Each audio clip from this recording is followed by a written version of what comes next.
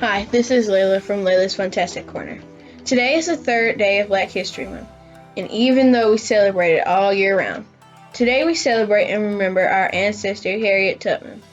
Miss Tubman was born Armida Ross on or around March 1st, 1822, in Dorchester, Maryland. Her exact date of birth is unknown, although it is assumed she was born between 1820 and 1825. She is one of 9 children born between 1808 and 1832 to enslaved parents of Dorchester County, Maryland.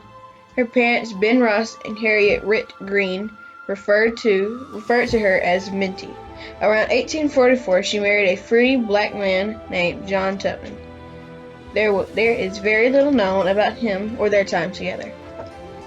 The law then stated that if any children were born to Harriet and John, they would be enslaved. Being born under slavery meant that Harriet faced hardship daily at the hands of her white oppressors. As a child, Harriet was beaten and whipped, often even suffered a painful head injury when one threw a metal weight intending to hit another slave, but hit her instead. This very traumatic injury caused her permanent physical damage. She carried the scars for the rest of her life. Tubman endured seizures, severe headaches, and narcolepsy, or sleeping spells for the rest of her life. During these occurrences, she experienced intense dreams, visions, and spiritual experiences that she attributed to her belief in God. Miss Tubman said, "Slavery is the next thing to hell, and God's time is always near. He set the North Star in the heavens. He gave me the strength in my limbs. He meant I should be free." Sick and tired of the mistreatment and constant beatings, in 1849, Tubman and her brothers Ben and Henry, on September 17, 1849, they had been hired out to another plantation owner who did not recognize their absence as an escape attempt for some time. So, 2 weeks later, she posted a runaway notice and offered a reward of up to $100 for each slave returned. Tubman's brothers had second thoughts, and the 2 men went back, forcing Tubman to return with them. Soon afterwards, Harriet escaped again, this time without her brothers. She tried to send word of her plans in advance to her mother by singing a coded song to Mary, a trusted friend. The song was to let them know she was leaving. It included words like, "I'm bound for the promised land."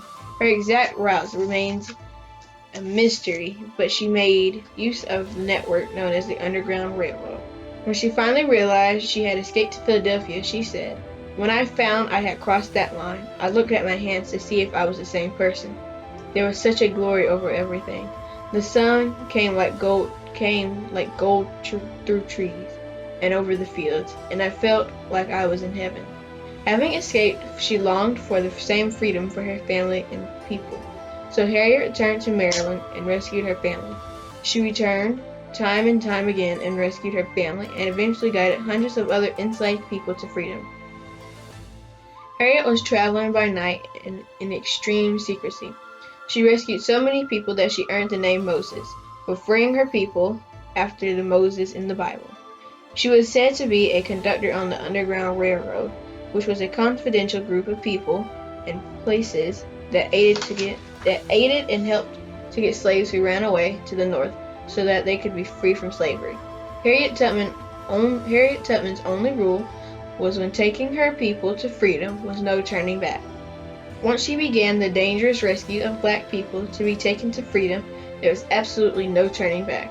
It is said that she stood about 5 feet tall, a small, smart, and meek, but would not hesitate to pull out her gun as a reminder to any who would feel afraid and desire to turn back to the plantation, for she knew it would be the death of them all.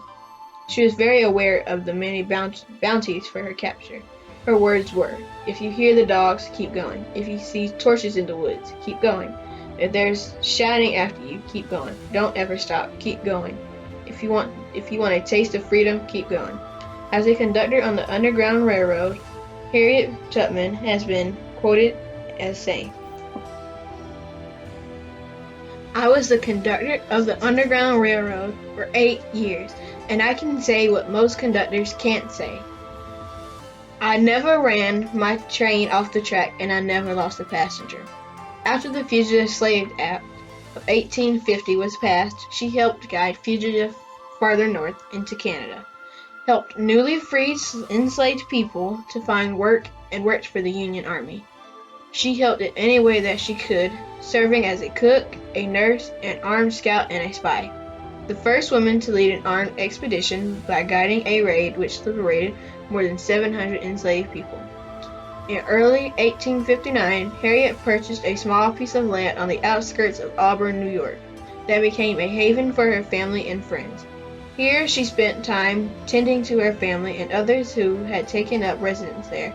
There was so much more to this phenomenal woman's life than this presentation could ever express. Therefore, I highly recommend you take the time to read more about this beautiful, brave shero of ours. So today we salute and remember our ancestor Harriet Tubman. Ashe, ashe, ashe.